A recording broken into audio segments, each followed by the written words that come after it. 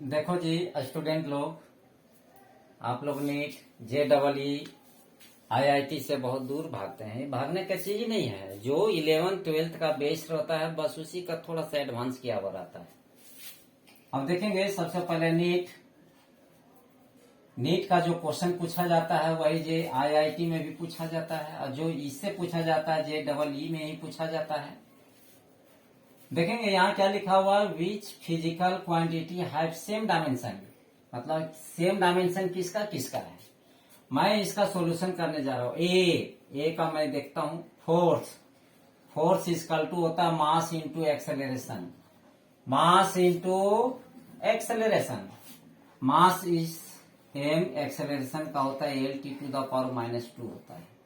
अब देखेंगे पावर का जब भी होता है वर्क बाय टाइम, वर्क का होता है mL²T⁻², स्मॉल टी के बदले कैपिटल टी। इसको जब हम तोड़ेंगे तो कितना आ जाएगा, देखिए mL²T⁻⁻3। नेक्स्ट देखेंगे इसका ये डायमेंशन दोनों सेम नहीं मिल रहा है, इसलिए ये आंसर नहीं होगा। मैं लिखता हूं नेक्स्ट, देखो बी नंबर में टॉर्क इक्वल टू होता है फोर्स इंटू डिस्टेंस। फोर्स को जब भी लिखता हूं mLT⁻² और डिस्टेंस को L से। अब जब L इंटू करेंगे कितना हो जाएगा, ये mL²T⁻⁻² होता है। अब देखेंगे टॉर्क के बाद एनर्जी का जब भी होता है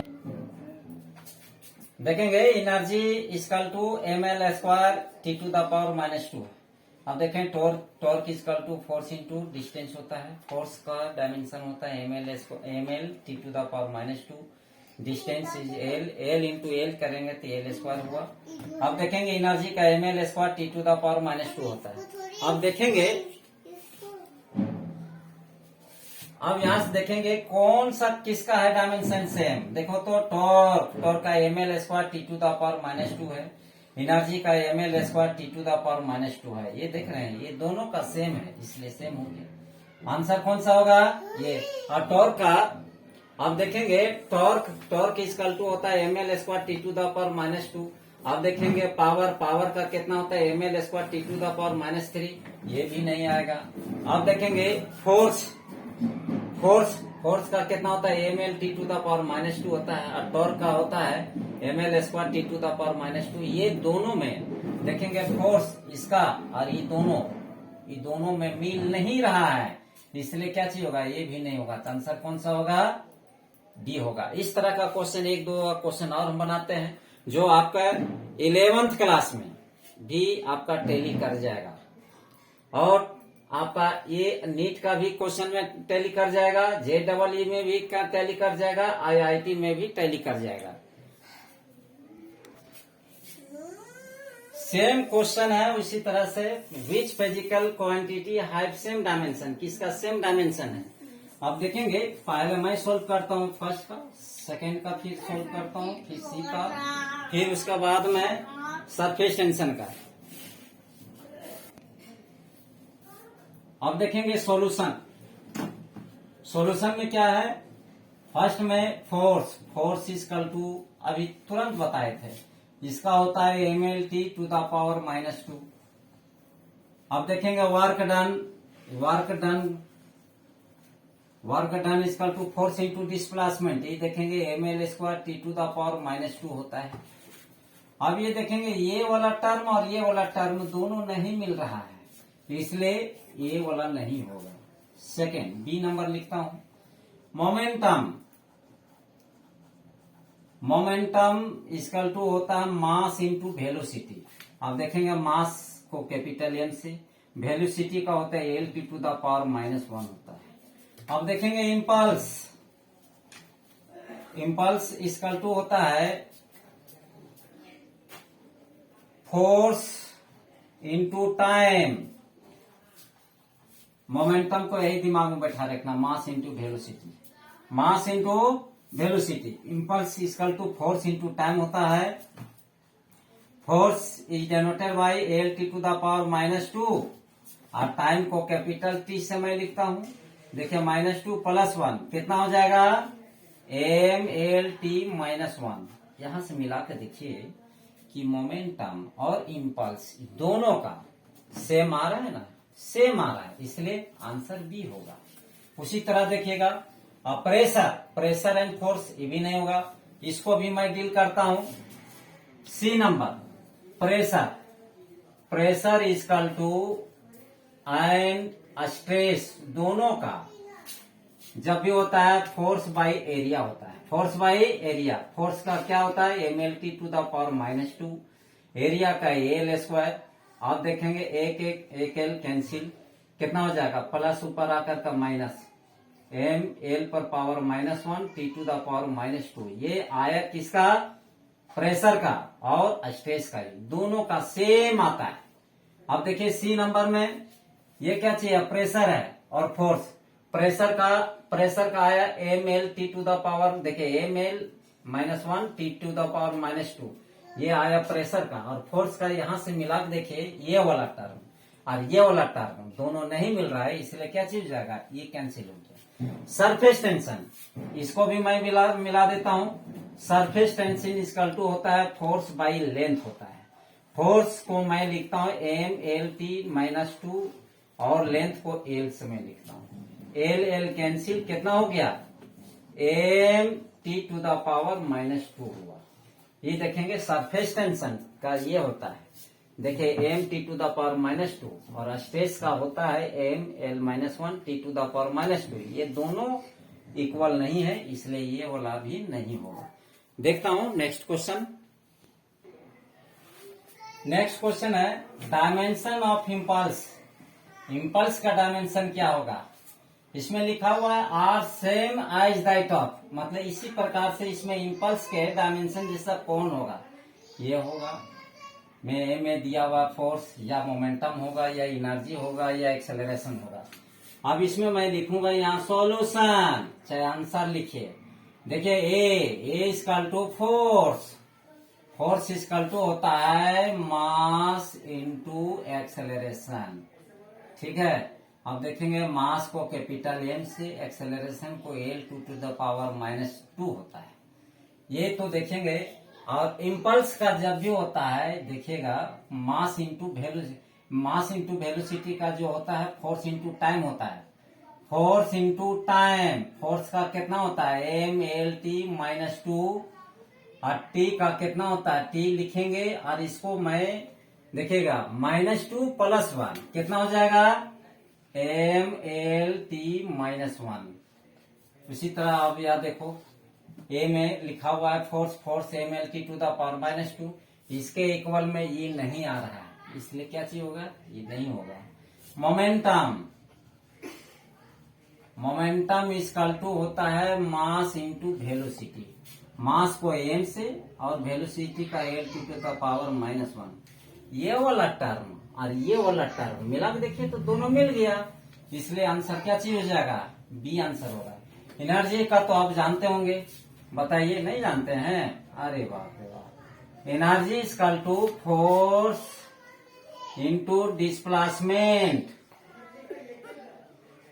आप देखेंगे फोर्स का जब भी होता है mlt-2 होता है, डिस्प्लेसमेंट को l से कितना हो जाएगा ml इंटू l करेंगे तो l² t to the power -2। आप देखेंगे एनर्जी का ml² t to the power -2, ये तो नहीं मिल रहा है, इसलिए ये भी आंसर नहीं मिला। एक्सेलरेशन का जब भी होता है l t to the power -2 होता है, ये देखेंगे ये वाला और ये वाला नहीं मिल रहा है।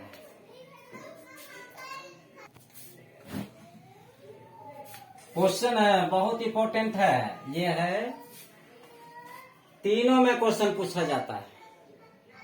देखेंगे इसका देख करके लगता है कि नहीं बहुत हार्ड है, हार्ड नहीं है। बोलेगा इसका आंसर कौन है, हम मारेंगे तो यही मारेंगे। अब बोलिए कैसे, इसमें लिखा हुआ है एल को मैं बोलता हूँ इंडक्टेंस, सी को मैं बोलता हूँ कैपेसिटेंस, आर को मैं बोलता हूँ रेजिस्टेंस, सब कुछ दिया हुआ है। Then which of the following combination has the dimension of time, मतलब ये क्या चीज निकालना है, टाइम। अगर हम बोलेंगे इस यही आंसर होगा, हम यहाँ सॉल्यूशन मैं लिखूंगा, जैसे एल बाई आर मैं डायरेक्ट लिखता हूं, एम फिर है L square T to the power -3, ठीक है। अब ए पर पावर -2 मैंने यहां लिख दिया, आर एल का यहां पर देखिएगा -2 लिख लिया एल का, आर का देखेंगे यहाँ M L square T to the power -3, ये -2 हो। अब देखेंगे एम एम कैंसिल हो गया, एल स्क्वायर कैंसिल, ये कैंसिल, कितना हो जाएगा T to the power -2 into T to the power minus ऊपर आकर के प्लस 3 में 2 घटा देंगे तो बचा 1, तो टाइम आया ना। लेकिन ये शॉर्ट हम मैं जानता हूं तभी जानते हैं, मैंने बताया इसलिए जानेंगे। लेकिन अब इसका एक्सप्लेन हम कैसे करेंगे, ये कैसे आया, मतलब एल कैसे आया, एल कितने हम कहे बोलेंगे भाई एल बराबर इतना कैसे आया, आर इक्वल टू कैसे आया इतना दूर तक। अब एक्सप्लेन मैं करता हूं, देखो एक्सप्लेन इसको दिमाग में बैठा के रखना होगा। 12th क्लास का है, बिल्कुल 12th क्लास का है। एल मीन्स सेल्फ इंडक्शन, देखिए सेल्फ इंडक्टेंस लिखा हुआ है ना, इंडक्टेंस। अब एल का बदले हम जानते हैं वी हैव इक्वल टू देखेंगे E equal to L into D I बटा डी टी होता है ये फॉर्मूला, सेल्फ इंडक्टेंस। ई को बोलते हैं वर्क, नहीं इसको बोलता हूं इलेक्ट्रोमोटिव फोर्स, ई को मैं बोलता हूं electromotive force. Electromotive force equal to होता है वर्क बाय चार्ज। एल तो मैंने लिख लिया, एल को मैं बोलता हूं इंडक्टेंस, तो यहाँ इंडक्टेंस मैंने लिख लिया। और डी आई भी मैंने उतार लिया, और फिर देखिए डी टी मैंने उतार लिया जस का तस। आप जानते हैं charge equal to I into T होता है,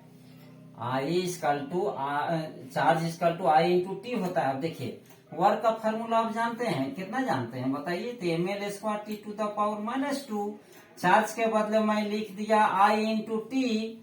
अब देखिएगा इंडक्टेंस तो मैंने लिख लिया, इंडक्टेंस भी मैंने उतार लिया। अब डी आई है ना, डी आई मैंने उतार लिया इसको, और टी डी टी के बदले स्मॉल टी मैंने उतार लिया। अब क्या करना है इसको देखो, ये देखिए टी टी कैंसिल हो रहा है, ये टी टी कैंसिल हो गया, आई इंटू आई स्क्वायर हो गया। तो यहां पर देखेंगे इंडक्टेंस इक्वल टू कितना हो जाएगा, देखिए ये क्रॉस मल्टीप्लेशन किया और ई जस का तस मैंने उतार लिया, कितना हो जाएगा M L square T to the power -2। अब आई इंटू आई करेंगे कितना हो जाएगा आई स्क्वायर प्लस ऊपर। मैंने क्या किया ये जानते हैं, 12th क्लास में चैप्टर है, देखिएगा। ई को मैं बोलता हूँ इलेक्ट्रोमोटिव फोर्स इक्वल टू होता है L into D I. L को मैं बोलता हूँ inductance, D I by D T मैंने लिख लिया। एल को मैं बोलता हूँ inductance, D I by D T मैंने उतार लिया। Electromotive force equal to work by charge होता है, वर्क का डायमेंशन होता है M L square T to the power -2, और चार्ज इक्वल टू होता है I into T. Charge equal to मैंने लिख लिया आई इंटू टी इक्वल टू मैंने उतार दिया इंडक्टेंस उतार दिया, डी आई के बदले आई मैंने उतार दिया, डी टी के बदले के टी मैंने उतार दिया। अब क्या किया है टी टी कैंसिल कर लिया। अब क्या किया है देखिये आई इंटू आई कर दिया, आई स्क्वायर हो गया, और ये जस का तस मैंने बता दिया। अब क्या कर दिए देखो, अब ये जस का तस मैंने उतार दिया, प्लस ऊपर आकर के माइनस, आई का मतलब करंट का एसआई मात्रक होता है एम्पियर, इसलिए एम्पियर उतार ली जस का तस। यही वाला चीज आया ना इंडक्टेंस बराबर, ये देखिए डायरेक्ट मैंने उतारा था। उसी तरह यहाँ देखिए रेजिस्टेंस इक्वल टू क्या होता है, ओम्स लॉ के अनुसार से क्या होता है, V equal to I into R. अब देखेंगे next equal to Ohm's law equal to कितना होता है, V equal to I into R. अब देखेंगे V को जो इधर पढ़ते थे, E को मैं पढ़ा था इलेक्ट्रोमोटिव फोर्स। उसी तरह पोटेंशियल का भी जब भी होता है इलेक्ट्रिक पोटेंशियल का वर्क बाय चार्ज सेम होता है, आई इंटू आर तो मैंने उतार लिया। अब चार्ज इसका टू क्या होता है, आई इंटू टी होता है, 12th क्लास का है। अब देखेंगे वर्क का डायमेंशन क्या होता है, M L square T to the power -2। Charge को मैंने बैठा दिया I into T, I into R तो उतार लिया, आर छोड़ दिया, गुना सीधा भागा कर दिया, प्लस ऊपर आकर का माइनस कर दिया। देखिए स्मॉल टी के बदले कैपिटल टी कर दिया, प्लस ऊपर आकर के माइनस, आई इंटू आई स्क्वायर, प्लस ऊपर आकर के माइनस कर दिया। आई होता है करंट का होता है, तो करंट का ऐसा यूनिट एम्पियर होता है, तो -2। अब देखिए माइनस माइनस प्लस चिन्ह तो वही होता है। देखिए आर के बदले मैंने यही चीज बता रहा, इसीलिए मैंने इसको हम खाट मैंने जस का तस मैंने उतार दिया। अब काट करके कितना लाना था, ये डायमेंशन। ठीक है, अब देखेंगे वर्क जो है फर्स्ट ईयर का है, चार्ज किसका है सेकेंड ईयर का है, मतलब ये 11th क्लास का है, ये 12th क्लास का है। सोच लीजिए दोनों का कॉम्बिनेशन है तभी हो पाएगा आपका NEET, JEE और IIT का होता है, तब आप आगे सक्सेस कर पाएंगे। लोगों को मोटिवेट कीजिए, दूसरों को वीडियो भी दिखाइए ताकि मेरा भी मोटिवेशन, नया एनर्जी जागे, ताकि मैं नया से नया वीडियो लाऊं और एक से एक क्वेश्चन बना करके आपके सामने प्रस्तुत कर सकूं। ठीक है, आपका जिंदगी बदल देंगे। थैंक्स।